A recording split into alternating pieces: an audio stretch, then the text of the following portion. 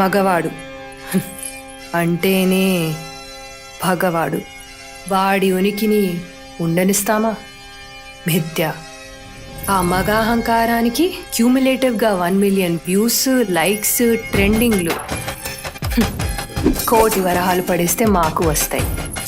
చూస్తున్న ప్రతి మగవాడికి చెప్తున్నా, మా వింజామర వంశ హయాంలో ప్రతి మగవాడి తలని వంచుతాం. చరిత్రలో మా కథని రచిస్తాం.